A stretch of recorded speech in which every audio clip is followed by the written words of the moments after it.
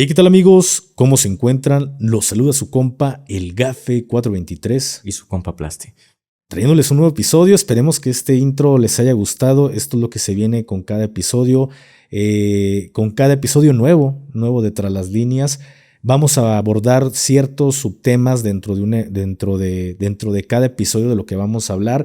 Entonces va a ir, para que lo vayan entendiendo, cada que ustedes vean este cambio de transición, cuando aparecen imágenes y cuando narramos lo que vamos a platicar, pues justamente en ese momento es cuando se hace la transición, es cuando vamos a tocar o ya cambiar al siguiente tema. Esperemos que este nuevo formato sea de su agrado, carnal, y pues algo que quieras decirle así rápido a las personas que nos están escuchando en este nuevo formato de Tras las Líneas. Esperemos les guste, que nos dejen aquí en los comentarios qué tal les parece este nuevo formato de Tras las Líneas, el podcast. Invitarlos también, como les dijimos, que nos dejen sus historias que tuvieron, que tienen, porque creo que todos en México tenemos una historia, Gafe, relacionada con algún acercamiento que tuvimos con los criminales, con una mala experiencia con las autoridades, que nos las cuenten, y antes de empezar estos videos estaremos narrando sus historias. Así es, carnal. Y pues bueno, ya entrando en el tema o en el primer subtema que vamos a bajar aquí a la mesa es el origen del narcotráfico en México. Porque entendemos, y esto se me hace muy importante, yo hablaba contigo hace unos días cuando empezamos a bajar el nuevo giro al canal. Son más de 18 años de combate contra el narcotráfico aquí en México. Sí, inicia a partir del 2006, a la fecha es cuando se está combatiendo el narcotráfico. Efectivamente, anteriormente, antes del gobierno del presidente Calderón, muchísimo antes, pues sí, ya veían al soldado del ejército mexicano erradicando y yendo a la sierra a tumbar este tipo de flores, más que nada la de la Juana. Pero sí, no era muy común, porque eso hay que dejarlo muy, muy claro. No era muy común el que se toparan con estas personas en la sierra y se agarraran a fregadazos. Pero sí pasó, pero eran contadas las veces en un año o 2 años, eran contadas y creo que ni llenaban las dos manos cuando había este tipo de enfrentamientos en la sierra. Entonces, ustedes entienden, y quizá muchos de ustedes empiezan a entender esta guerra a partir del sexenio de Peña Nieto, me atreveré a decir, porque pues yo conozco la edad media o la edad promedio de la gente que está consumiendo mi canal y andan entre los 18 a 20 años. El grueso de ustedes anda entre los 18 y los 20 años. Hay muchísimas cosas que ustedes ni siquiera no recuerdan, y hay otras que ni siquiera saben, que para nosotros fueron momentos impactantes en los cuales pudimos ver o pudimos apreciar cómo estaba de violento el país. Pero para que ustedes comprendan todo lo que está pasando, vamos a ir tocándoles ciertos temas a lo largo de estos episodios, cada episodio que vaya a salir, ciertos temas en específicos de algunas cosas, algunos hechos históricos, hablando de este mundo aquí en México, ya sea con capos, ya sea de enfrentamientos, de tensiones, etcétera, porque tenemos más de 18 años de contenido. Entonces, para poder entrar en este tema, en esta primera sección, los orígenes. ¿Cuál es el origen del narcotráfico aquí en México? Y para esto ahorita Plasti me dice, te voy a dejar callado con algo que quizá desconozcas, una información que quizá desconozcas. Entonces, pues bájala a ver si no me la sabía, dirían por ahí, ¿no? Fíjate, Gafe, yo creía que los orígenes del narcotráfico se remontaban a los tiempos de Caro Quintero, que de ahí para adelante fue cuando se popularizó todo este tema del crimen organizado y de el tráfico de estas sustancias. Pero no, investigué un poco, Gafe, lo desconocía, discúlpeme por desconocer de uno de los pioneros de estas organizaciones, Gafe. Fíjate que en la investigación dice quién fue Pedro Áviles, mejor conocido como el León de la Sierra.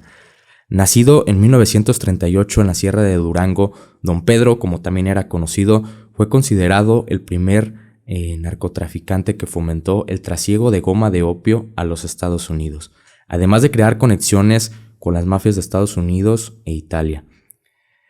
En la historia del narcotráfico en México, Áviles organizó a los campesinos dedicados al cultivo de amapola para extraer la goma de opio, que era transportada a través del corredor Culiacán-Mexicali.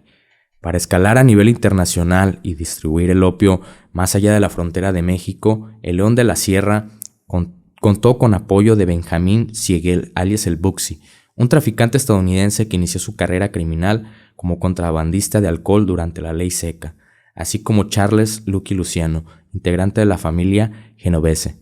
En ese entonces, Siegel propuso a Max Grossman, traficante conocido como el Rey del Opio, que trasladaran la mercancía desde México. Fue cuando Don Pedro tuvo contacto con los capos que le ayudarían a comenzar su imperio en el narcotráfico, siendo mentor de otros líderes criminales como Miguel Ángel Félix Gallardo, Ernesto Fonseca y Rafael Caro Quintero.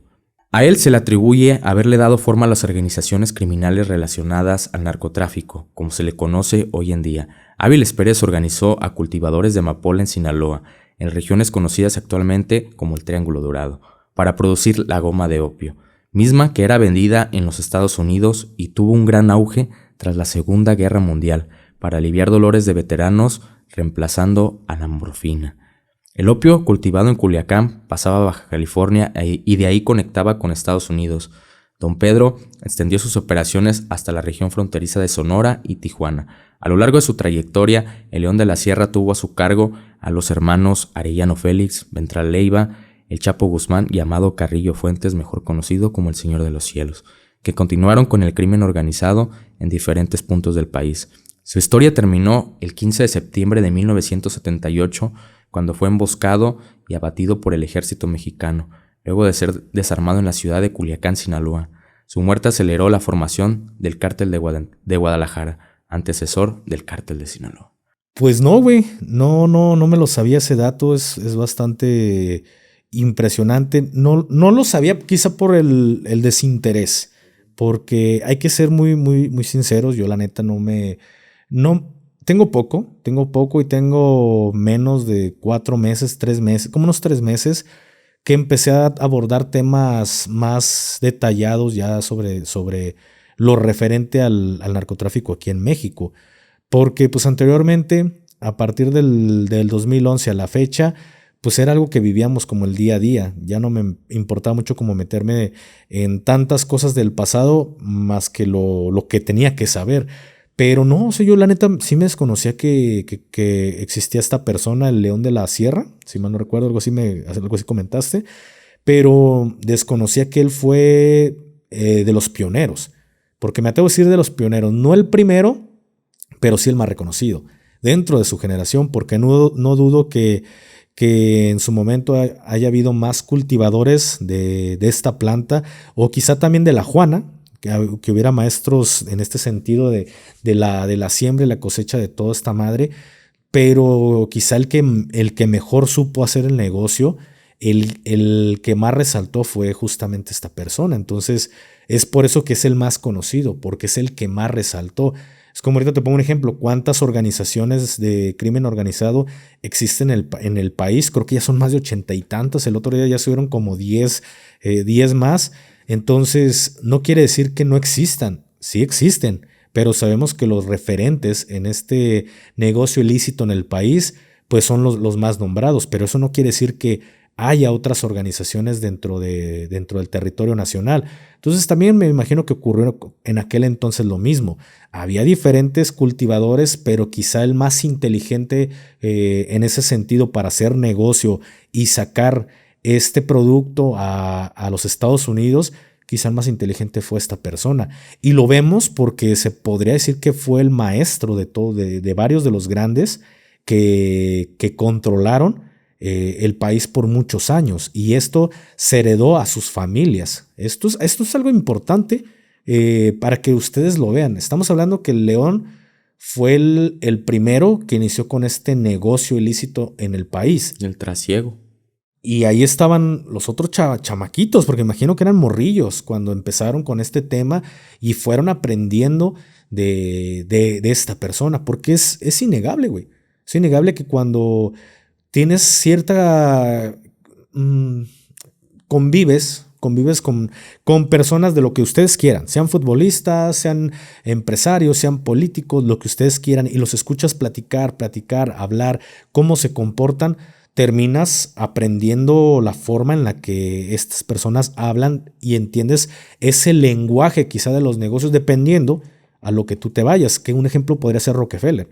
No sé si te sabías la historia de Rockefeller, que siendo un niño demasiado en extrema pobreza, siempre juntaba para una tacita de café, para una taza de café, y se iba a comprar un café a uno de estas cafeterías donde llegaba mucha gente de dinero, y él compraba su taza, entonces no lo podían sacar porque al final terminaba siendo un cliente, y todos los días ahorraba, porque se iba a trabajar y ahorraba esos centavitos para su taza de café, para escuchar cómo actuaban, cómo hablaban, qué hablaban las personas de negocios, esas personas ricas, y aprendió a moverse entre ellos, aprendió sus costumbres simplemente de estarlos estudiando. Entonces yo me pongo como ejemplo y siempre se lo digo a mi esposa.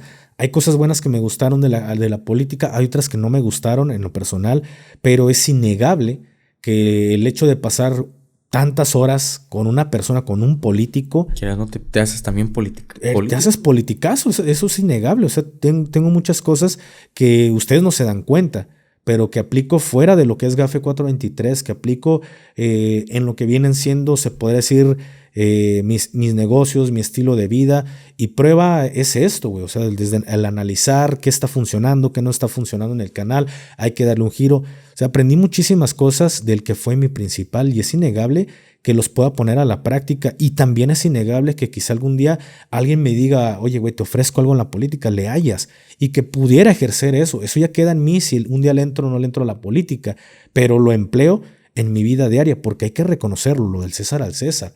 A lo largo, yo soy un complemento de muchas personas que me han enseñado cosas, a lo mejor me lo enseñaron, que ellos llegaron y me dijeron, mira, esto es como se debe hacer, o que yo lo aprendí escuchando y viendo. Entonces, imagínate qué fue para estas personas, estos jóvenes que estaban aprendiendo de un maestro, de sacar cierto producto ilegal y transportarlo, venderlo a los Estados Unidos, pues le terminaron aprendiendo estos pequeños jóvenes, y cada quien emprendió su propia empresa. Lo mismo pasó con Al Capone, allá en los Estados Unidos. Él empezó de chalán, de uno de los jefes importantes allá en Chicago, pero llegó el momento en el que él se termina quedando con el negocio, y él ya sabía cómo estaba todo el teje y maneje en las operaciones. Ahora imagínate estos chamacos, estos jóvenes que después se convirtieron en los varones del narcotráfico en México. Sí, fíjate, Gafe, que es importante resaltar que mucha gente piensa o dice que todo esto del narcotráfico, su origen es en México. De cierta forma, Gafe, porque nos estamos remontando desde los años 50, 60, 70, que el origen realmente lo tenemos en Estados Unidos. Estados Unidos era el que ya transportaba este tipo de estupefacientes, y vieron en México un lugar, yo creo que con más facilidades no solo Estados Unidos, plantarlo, güey. O sea, si lo vamos, sí lo entendemos, pero también no hay que satanizar a Estados Unidos en ese momento. Estamos hablando de que dentro de la Primera Guerra Mundial, ojo, Plassi en la narrativa que nos cuenta, o en estos datos que tú bajas, habla sobre la Segunda Guerra Mundial, pero si nos vamos o nos remontamos un poquito más hacia atrás en el pasado, dentro de la Primera Guerra Mundial ya se les estaba metiendo los opioides a los soldados a más no poder, del bando que fuera. En la Segunda Guerra Mundial también se ve marcado el hecho de utilizar ciertas sustancias en los soldados por parte de los aliados y también de los países del eje. Como en su caso, les pongo un ejemplo muy sencillo. O sea, no solo ocurrió aquí en Estados Unidos o allá en Estados Unidos, sino también en Alemania hubo muchos soldados que terminaron adictos. ¿Por qué? Por esta famosa sustancia que en la actualidad es conocida como la garra del diablo aquí en México. Ya saben, esta sustancia cristalosa que se le llama, o de cariño los consumidores aquí en México le llaman el crico. Carnal, desde la Segunda Guerra Mundial esta sustancia ya se le administraba a los soldados alemanes para tener mejor rendimiento durante los primeros combates. Y me refiero a los primeros combates que estamos hablando, la invasión a Polonia, la invasión a Francia y parte de lo que fue la Operación Barbarroja para adueñarse de la antigua Unión Soviética. Entonces, carnal, desde aquellos momentos ya se les estaba administrando, pero se dieron cuenta que esta sustancia estaba generando una adicción demasiado fuerte en las tropas y que después de que se bajaba este efecto de éxtasis que estos elementos podían llegar a sentir, que las sensaciones eran peores, güey, cuando se bajaba el efecto, que eran vómitos, unas sensaciones de que el cuerpo ya no lo podías controlar a voluntad. Entonces se empezaron a dar cuenta que el soldado ya no podía rendir después de que se le bajaban los efectos y tenían que volverle a meter esta sustancia y se terminaron convirtiendo en grandes adictos. De hecho, como dato curioso, una de las primeras empresas que vendió este medicamento legal, que también se le administraba a los militares, porque también se vendían farmacias en aquella Alemania, pues fue Pfizer, güey.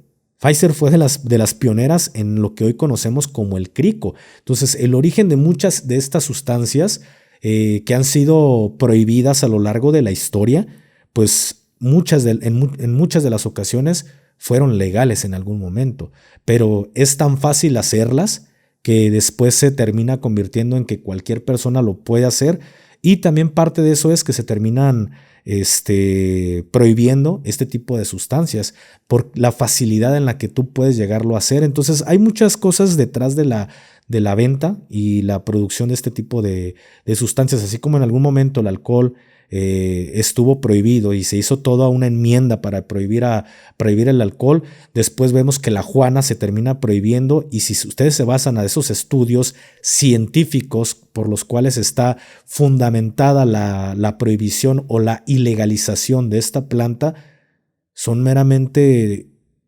de verdad, no es mamada, es algo racista.